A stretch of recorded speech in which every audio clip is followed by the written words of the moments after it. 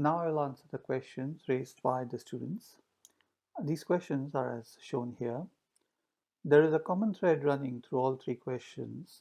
The essential concern appears to be the fitness of the Panchatantra in contemporary Indian politics. But each question has approached this concern differently, so I will discuss them individually, and in the course of it, I will address the general issue of the value of Panchatantra in modern times. So, to begin with, let us consider Muhammad's question. When we do a political reading of any text in the modern day, isn't it almost incumbent on us to view it from a value system that we live under? Well, not exactly. We need to separate between means and ends. We often confuse between them. So, for example, we say that our goal is to earn money as if that is the end we are seeking, but really our goal is to be happy and we seek to earn money as a means to achieve that end. In the same way, we often speak of egalitarianism as if it was a goal, but really our goal is to build a decent society, and egalitarianism is a means to that end. That is, we seek to establish equality because we believe that it is necessary to build a decent society. We believe that if there is inequality, then it will produce conflict and oppression. Once we understand that our goal, what we value as an end, is a decent society reasonably free from conflict and oppression, and egalitarianism as our means to achieve that end, it becomes possible to see that other people may follow a different path to achieve that same end. So, the point I'm trying to make is that even though, as votaries of egalitarianism, we may not agree with the framework of social hierarchy in which the Panchatantra operates, we can nonetheless relate to its political thought because it is seeking the same ends as we do, that is, a decent society free of conflict and oppression. So I agree with Muhammad that we can never speak from absolute neutrality. However, our egalitarian value system is not a legitimate one from which to critique the Panchatantra. Rather, the ultimate goal that we seek via our egalitarian value system, and which the Panchatantra also seeks, is a decent society reasonably free of conflict and oppression, and that, rather than an egalitarian value system, is the standard by which we critique the text. In other words, a critique of the Panchatantra would involve asking to what extent the various political methods it has demonstrated in its narratives, such as strategic thinking, tactical thinking, mass agitation, collaboration between different groups, etc., to what extent do these contribute to the common end that we share, namely the building of a decent society reasonably free of conflict and oppression. And of course, there are limitations in the Panchatantra, even with regards to that end. I have myself pointed them out in my commentary. For example, the Panchatantra does not offer any permanent solution to the conflict between predator and prey. There are only temporary fixes. Or in the Dantila and Gaurabha story, the main characters resort to deceit and bribery to attain their goals, which cannot be acceptable in present times. Or the blue jackal who gets killed because instead of sharing his success with his jati bandhavas, his clan brethren, he expels them. We cannot accept this kind of moral today, where we expect top officers to serve the nation as a whole and not give any special treatment to their jati bandhavas. So, of course, there are limitations, and these need to be called out. However, at the same time, egalitarianism also has its problems. It is based on the assumption that the problems in society are structural in nature, and so unless that structure is flattened, they will not be resolved. That means strengthening the weak and weakening the strong. This in turn involves violence of various kinds. And so it is important to study alternative approaches that have been used to resolve human conflicts. Egalitarianism is not some kind of a silver bullet. It is not prudent to use it like a hammer and treat every political problem as if it was a nail. Egalitarianism is an aspect of political idealism and radicalism, and I think the Panchatantra, with its realistic and conservative political thought, can provide some much needed moderation to it. I'm not saying that one is better than the other, but it encourages you to look at a problem from multiple angles. So let's take the Rohingya refugee problem, for instance. Political idealism would exhort you to regard them as human beings just like yourself and sympathize with their plight and share all the benefits you get as Indian citizens with them. But in the Panchatantra, you have the bug and louse story, in which the louse gives refuge to the bug, and in the end, on account of the bug, the whole clan of the louse gets exterminated. So while we may feel sorry for refugees and want to remedy their problems by bringing them into our world and sharing our benefits with them, sometimes that can also pose a threat to our well being. Political idealism will inspire us to ask, what will happen to these refugees if we do not give them refuge? How will they be affected? The Panchatantra and conservative political thought in general, on the other hand, will inspire us to ask, what will happen to us if we give refuge to these refugees? How will that affect us? Will that threaten our culture, our demography, and so on? Both these points of view are equally important. By studying various strands of political thought, you develop a more balanced perspective towards the world.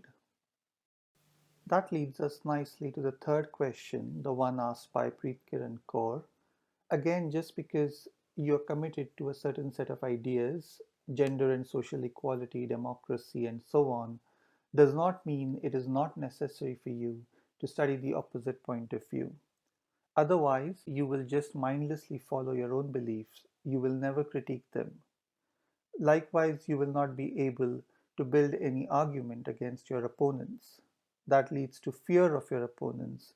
We see this happening in American campuses now, right? Debates are shut down. People with contrarian views are not allowed to give speeches because students are getting triggered.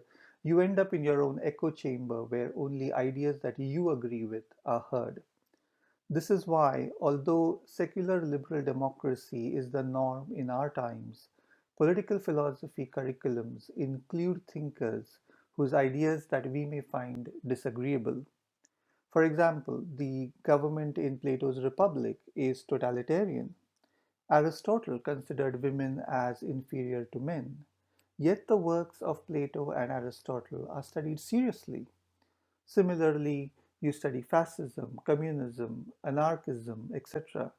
That does not mean you have to agree with these ideologies, but you study them nonetheless because, as students of political thought, you are committed to understanding the full range of ideas that belong to that discipline. You have to approach the Panchatantra in the same way. You are not required to defend it. You don't have to apologize for it, but you should be able to explain how, within the context of patriarchy, social hierarchy, and political despotism, does it address the political issues of conflict and oppression in society.